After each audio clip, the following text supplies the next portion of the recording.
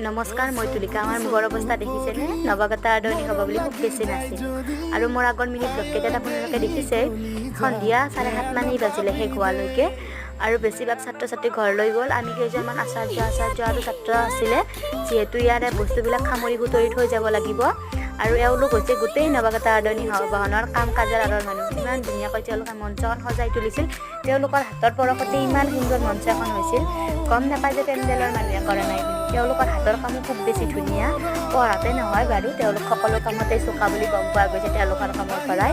আৰু ময়ো ভিডিঅ' কৰি ৰাখিলোঁ, তেওঁলোকৰ কষ্টবোৰ ভাল লাগে দিয়কচোন। ইমান কম বয়সতে তেওঁলোকে ইমান সুন্দৰকৈ কামবিলাক কৰিছে। আৰু আমিও ভাবিলোঁ ইমান কষ্ট কৰি আছে, সেইবাবে আমি যিকেইজন আছোঁ গোটেইবিলাকে লগ লাগি চাহ অলপমান বনালোঁ। আৰু সন্ধিয়া সময়ত সকলোৰে চাহ খাবৰে মন যায়, তাতে কাম কৰি আছে। আৰু সকলোৱে লগ লাগি চাহ খালোঁ আৰু সুন্দৰকৈ গোটেই দিনটোৰ পৰিসমাপ্তি ঘটিলে। আৰু আজিৰ মিনি ব্লগটো ইমানেই আছে।